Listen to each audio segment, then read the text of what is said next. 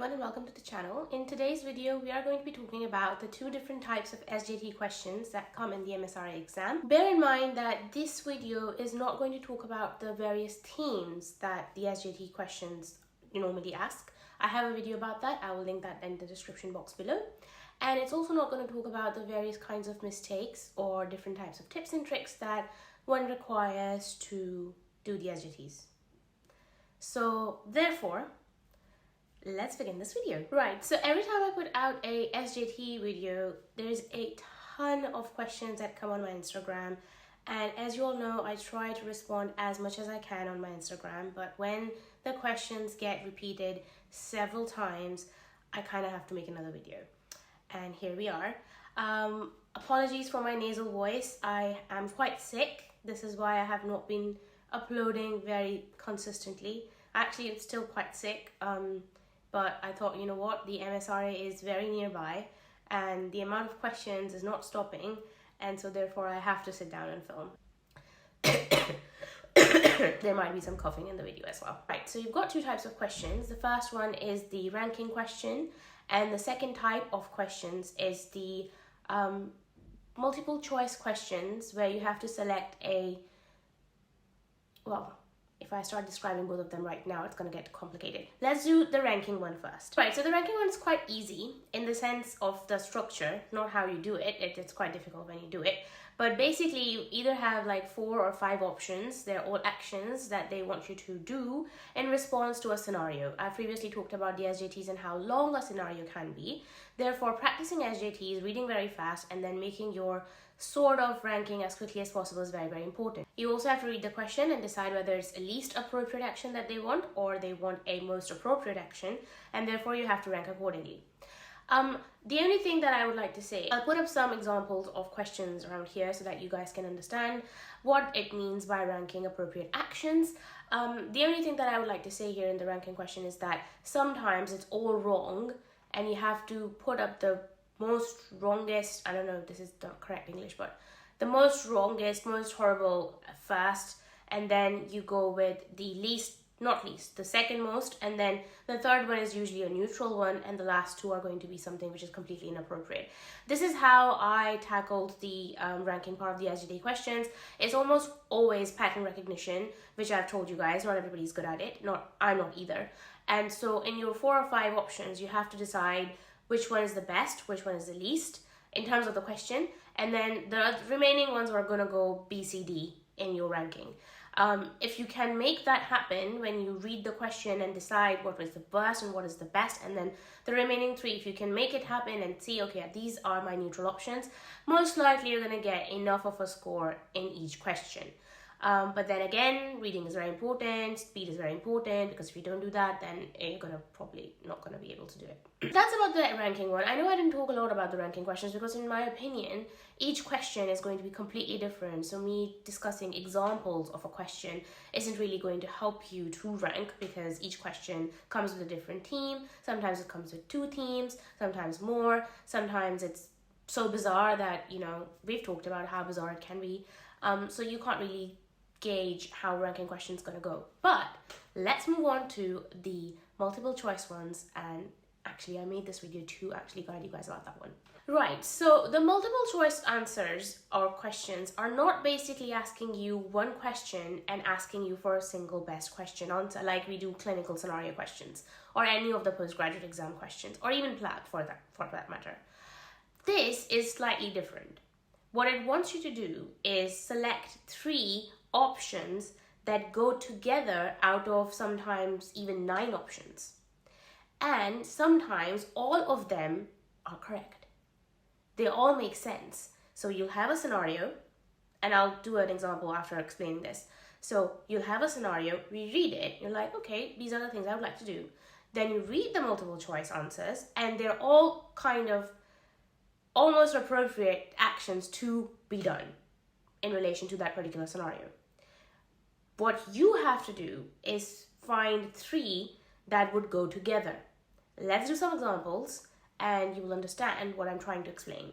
Right, so disclaimer, these questions have been taken from random places, sometimes images on the internet, sometimes the Oxford book, which is my favorite book to do questions for, examples for, and then also other websites. So I'll link all the links down below. These are not my questions. There's no copyright issue here. But I just wanted to let you guys know that, the sources that I've talked about in my MSRA video are the sources I've used for these examples. So the first one is, you are on your break to take a break when you overhear an FY2 colleague breaking bad news insensitively to the relatives of one of your patients who has just been diagnosed with lung cancer. Anita leaves quickly. The relatives are looking extremely distressed. Now you're going to read all the options and you have to choose the 3 most appropriate actions to take in this situation. Tell the nurses that the patient's relatives look extremely distressed and may need some support. Apologize to the patient's relatives on behalf of Anita. Speak to the Foundation Program Director about Anita's communication skills. Contact the hospital chaplain and ask that she comes and supports the patient and their family. Approach the relatives and offer them the opportunity of further discussion. Suggest to Anita's clinical supervisor that she may need further training in breaking bad news to patients and relatives. Contact Anita and tell her that the patient and the patient's relatives are upset. Monitor Anita's future encounters with patient. Right, so put on your answers. We will discuss the answers in a bit once I've explained the entire scenario to you and how you should be how you should be selecting your answers, and we'll see how well you did. So let's not discuss this scenario. Say, for example, similar thing, Anita is doing something, she's rather upset, she's still doing work. What would be your first action? I hope you said talking to Anita. And keeping that in mind, thinking about the other things that you could do to support Anita would be to talk to people around her who can support her, or talk to other staff members to support her, so on and so forth. SJTs are pretty straightforward when it comes to these kind of scenarios, and I would deal with certain examples where either the person is upset, they have made somebody upset, they are drunk, somebody else is drunk, all of these kind of weird themes. All of them want you to confront or talk to the person directly, whoever has caused an issue. That's always action 1. The next thing that you need to think about is, are patients involved in a scenario? And this, obviously, the patient's not involved, but the patient's relatives are involved. And then the next thing you're going to think about is, how can you solve the issue? And this goes in general for almost all of these kind of multiple choice SJT questions. So now that we've talked about how you should select your options, what would go best is A, first you talk to the person. B is, if patient or other people are involved, then you talk to them. And then third is solving the issue. So the first 2 options are always going to be involving the 2 people or the 1 person or whatever in direct communication. So let's now look at our options again. So we're going to go with A because we need to tell the nurses that the patient's relatives look extremely distressed and may need some support, which is direct communication with nurses. And again, it's direct communication for the relatives as well. The next is going to be E. Again, we're doing a direct communication. Approach the relatives and offer them the opportunity for further discussion. As I said, you have to have direct communication when certain variables are upset, drunk, or whatever. They're coming late, they slap someone, you slap someone. All of these kind of scenarios require you to directly ask the person first. You will never go to the Foundation Program Director. You will never go to CS or ES or whatever. That is not what they want from you in the SJTs. And lastly, you are going to tell Anita that the patient and the relatives are upset, which is G. As I talked about it, if one person is involved, you talk directly to them. Around staff members, blah blah, that's done. In this scenario, there's 2 people involved or 2 variables are involved, so you directly talk to the 2 variables. And the finally third, you want to tell the nurses. And these 3 actions will go together. As a question directly asks you how you would apologize to another person who you have not been involved with, do not answer apologize on behalf of somebody in any of the questions, because that is not what happened in real life.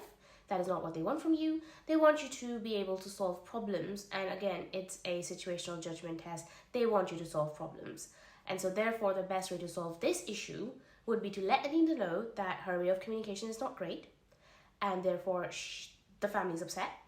Then you offer the family an opportunity to make them less upset somehow by talking to them.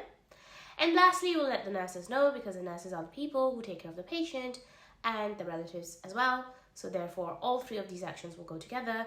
And I hope that this example made sense on how are you going to choose the three multiple options that would go together, right? Does that make sense? I hope it does.